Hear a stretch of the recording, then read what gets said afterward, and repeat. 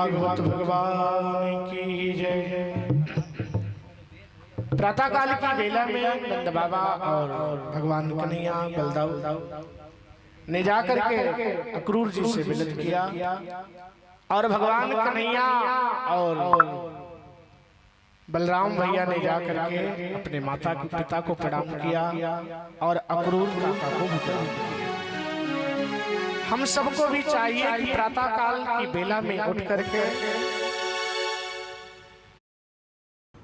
You think you've seen the best? Let me show you what's beyond. अपने माता पिता को प्रणाम करें, अपने बुजुर्गों को प्रणाम करें। विधान ये है कि सबसे पहले बिस्तर त्यागने से पहले अपने दोनों हाथों का दर्शन करें, क्योंकि कराग्रे बसते लक्ष्मी कर मध्य सरस्वती कर मूले तू गोविंदा प्रभाते कर दर्शन।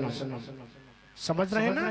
सबसे पहले अपने नेत्रों का हम सबको अपने हाथों को देखना चाहिए और देखने से भगवान की बहुत बड़ी कृपा होती है। उसके बाद पृथ्वी माता को प्रणाम करना चाहिए। पृथ्वी माता को प्रणाम करके अपने माता पिता को, अपने बड़ों को जाकर के प्रणाम करना चाहिए। अपनी संतानों को हम सबको शिक्षा देनी चाहिए कि प्रातः काल की बेला में उठ करके अपने माता पिता को प्रणाम करें, गुरुजनों के चरणों में अपने बड़ों को प्रणाम करें, क्योंकि राम जी जब आप लोग जानते हैं राम जी जब बड़े हुए तो सबसे पहले उठ करके अपने माता पिता को प्रणाम किया था। प्रातः काल उठ के रघुनाथ माता पिता गुरु नाम माता।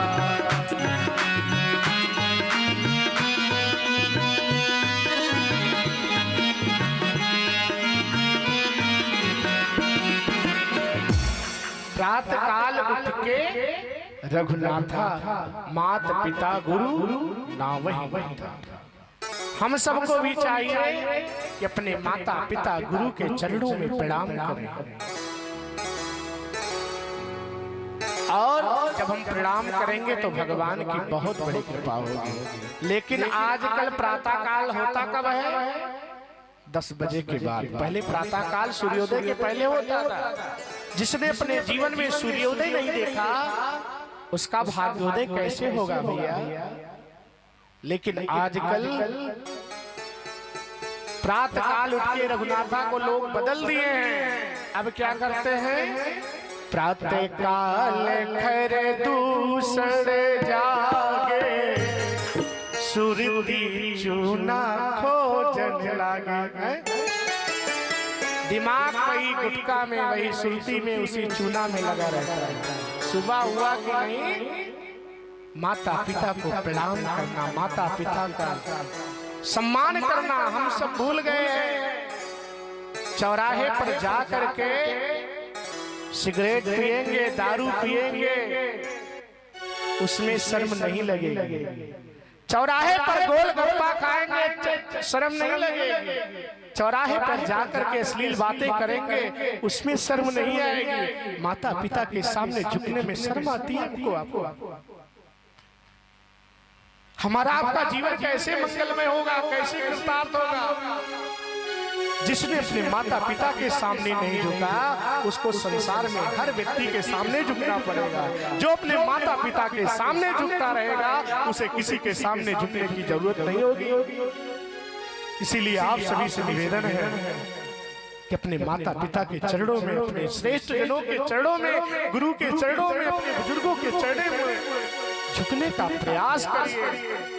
ये शिक्षा हम सबको अपने बच्चों को देना चाहिए।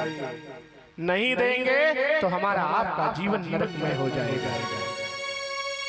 अगर हम शिक्षा देंगे तो हमारे बच्चों के जीवन में 4 चीज की वृद्धि होगी। ध्यान दीजिए, अगर हमारे बच्चे बड़ों का अभिवादन करेंगे, बड़ों को प्रणाम करेंगे तो जीवन में 4 चीज मिलेगी। ध्यान दीजिए, वो 4 चीज बहुमूल्य है जो कि पैसे से आप नहीं खरीद सकते हैं।